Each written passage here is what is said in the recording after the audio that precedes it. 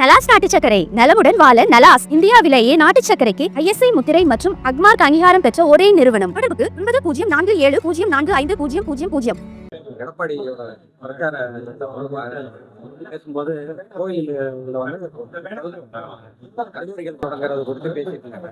அதுக்கு சேகர்பாபு இன்னைக்கு வந்து காமராஜர் பக்தவர்கள் காலத்துல இருந்து தொடர்ந்து ஜெயலலிதா காலத்துல இருந்து தொடங்கியிருக்காங்க. கோயில் இதெல்லாம் நிதியில கோயில்ல இருந்து கல்லூரி தொடங்கியிருக்காங்க அப்படின்னு பேசியிருக்காங்க. சொல்லியிருக்காரு. நீங்க ஏற்கனவே மயிலாப்பூர் கபாலீஸ்வரர் கோவிலுடைய நிதியை எடுத்து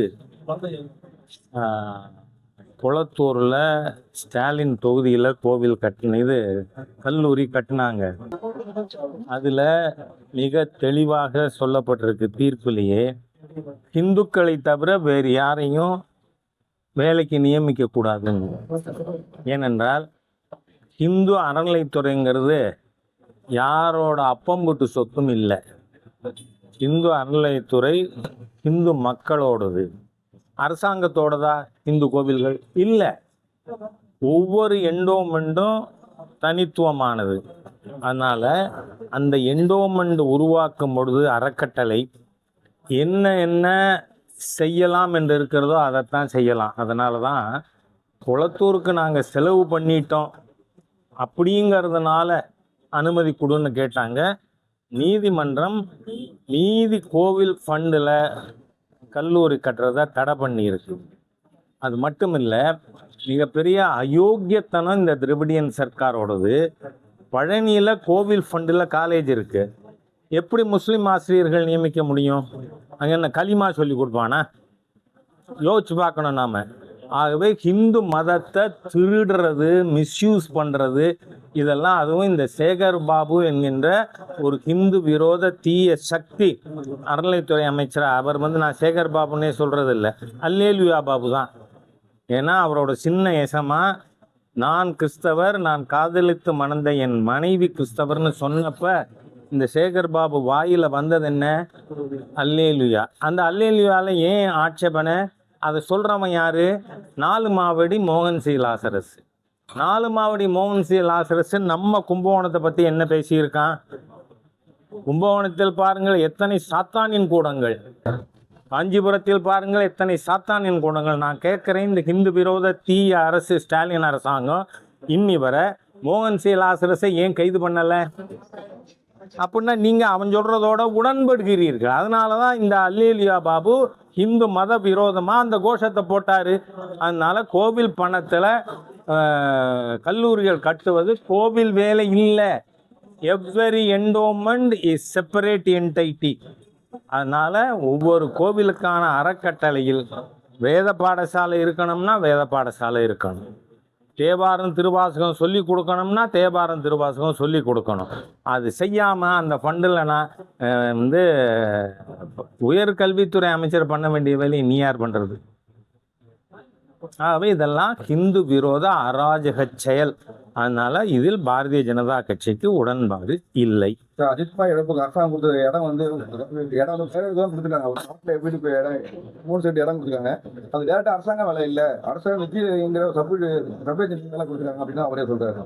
பாருங்க, அதுல எனக்கு அடிப்படையான கேள்வி இருக்கிறது. Where is Nikita? இது எல்லாமே எதுலேருந்து எமானேட் ஆகியிருக்கு? நிகிதா என்கின்ற ஏற்கனவே கிரிமினல் வழக்குகளை சந்தித்து கொண்டிருக்கின்ற, பண மோசடி வழக்குகளை சந்தித்து கொண்டிருக்கின்ற ஒரு பெண்மணி கொடுத்த பொய் புகார் தானே.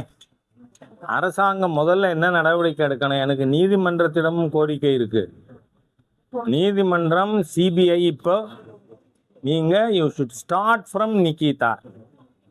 ஏன்னா அந்த பையனை படுகொலை செஞ்சதுக்கு காரணம் அந்த புகார், பொய் புகார். அதனால் அதில் நடவடிக்கை டைவர்ட் பண்ணுறீங்க. நான் சின்ன விஷயங்களை பற்றி பேசவே தயாரில்லை. நான் இன்னும் அன்றைக்கே கேட்டிருக்கேன். நான் திருபுவனத்தில் அவங்க வீட்டுக்கு போயிட்டு, சாத்தாங்குளத்தில் திமுக 10 லட்சம் ரூபா கொடுத்ததா கட்சி, அப்புறம் அதிமுக அரசு கொடுத்தது. நீங்கள் இந்த அஜித் பிரச்சனையில் நான் போய் இது சிபிஐயிடம் ஒப்படைக்க வேண்டும்னு கேட்குற வரை அரசாங்கம் வாஸ் இன் டினையல் மூடு, அவங்களுக்கு சம்மந்தம் இல்லைங்கிற மாதிரி. அந்த ஊர் எஸ்பி, அந்த டிஎஸ்பி, அந்த காவலர்கள் எல்லாருமே கொலை குற்றவாளிகள்.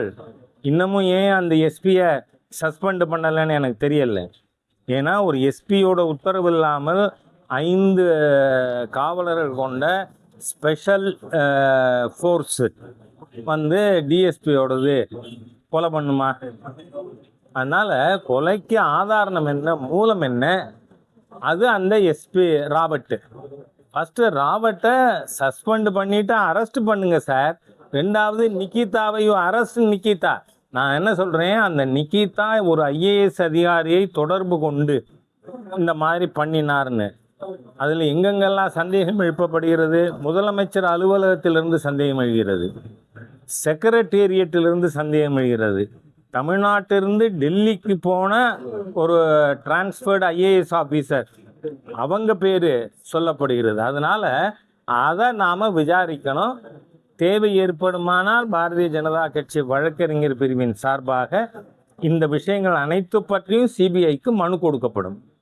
மாநகராட்சியில் 300 கோடி ரூபாய் ஊழல் நடந்தது, முறைகேடு நடந்ததுன்னு சொல்லி இப்போ ஒரு பிரச்சனை ஓடிட்டு இருக்காரு மதுரை மாநகர். கும்பகோணம் மாநகராட்சியில். கும்பகோணம் மாநகராட்சினா இங்கே கும்பகோணம் மாவட்டத்திலேயே நேற்றுக்கு இந்த அறம் கட்ட அறநிலைத்துறை மந்திரி பொய், புழுகு, புனைச்சுருட்டு இதெல்லாம் அவுத்து விட்டுருக்காருன்னு கேள்விப்பட்டேன். சுவாமி மலையில் லிஃப்ட் ரெடியாக பயன்பாட்டில் இருக்குன்னு சொல்லிருக்காரு. நீங்கள் பார்த்துருக்கீங்களா? லிஃப்ட் பயன்பாட்டில் இருக்கா? வேலையே முடியலை. ஆனால் அறநிலைத்துறை மந்திரி இவ்வளோ பெரிய அரங்கட்ட நபர் புழுவுனி பேர் வழி அறநிலைத்துறை மந்திரியாக எப்படி இருக்கலாம்? ஏன் 6 படை வீட்டையும் அழிச்சுடுவாங்கிறேன். ஏன்னா இன்றைக்கும் நம்ம மிகப்பெரிய கொடையாளர் முருக பக்தர் திரு சிவநாடார் அவர்கள் நூற்றுக்கணக்கான கோடி கொடுத்துருக்கார். அதில் கும்பாபிஷேகம் பண்ணிட்டு உனக்கு என்ன கிளைம் பண்ணுறதுக்கு இருக்குது? நீ யார்? வந்து உதயநிதி ஸ்டாலின் நிதியமைச்சரை பார்த்து கேட்ட கேள்வியை நான் இவரை பார்த்து கேட்டால் தப்பு இல்லை. ராஜா வந்து அப்படி பேசுவார்லாம் சொல்லக்கூடாது. உதயநிதி சொன்னா சொல்கிறேன், அவங்க அப்பம் போட்டு பணமா? உதயநிதி கேட்டார்ல நிதி மந்திரியை பார்த்து. நான் கேட்குறேன், சேகர் பாபுவோட அப்பம் போட்டு பணமா திருச்செந்தூரில் செலவானது? யாரை? ஹிந்துக்களை ஏமாத்தாதீங்க. ஃபர்ஸ்ட் கெட் அவுட் ஆஃப் டெம்பிள்ஸுங்கிறேன் நான். ஹிந்து கோவில்கள் காப்பாற்றப்பட வேண்டுமானால் அறநிலைத்துறை முடிவுக்கு கொண்டு வரப்பட வேண்டும். அதை 2026 பாரதிய ஜனதா கட்சி முன்னெடுக்கும்.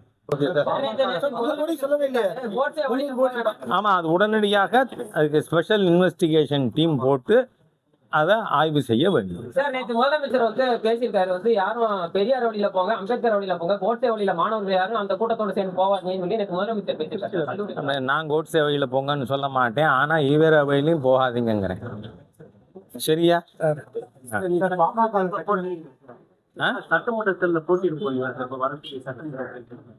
நான் 35 வருஷமா நிர்வாகியா இருக்கேன் கட்சியில. அதுலேயும் பார்த்தீங்கன்னா 93 ஸ்டேட் அண்ட் எபோவ் நிர்வாகியாக. இதுவரை எனக்கு இன்ன பதவி வேண்டுமென்றும் நான் கட்சியிலே கேட்டதில்லை, இன்ன தொகுதி வேண்டுமென்றும் கேட்டதில்லை. ஆனால் கட்சி எனக்கு எந்த குறையும் வைத்ததில்லை. அதனால் கட்சியின் தலைமையின் கட்டளைக்கு கட்டுப்பட்டவன். No personal question. நான் வந்து பெரியவர் மருத்துவர் ராமதாஸ் அவர்கள் மீது மிகப்பெரிய மரியாதை கொண்டவன். அந்த குடும்பத்தினர் எல்லார் மீதும் எனக்கு அக்கறை இருக்குது. அதனால் நான் ரொம்ப ஜாஸ்தி இதுக்குள்ளே போக விரும்பலை. ஒன்றா இருந்தால் கண்ணுக்கு அழகு, அவ்வளவுதான். நன்றி.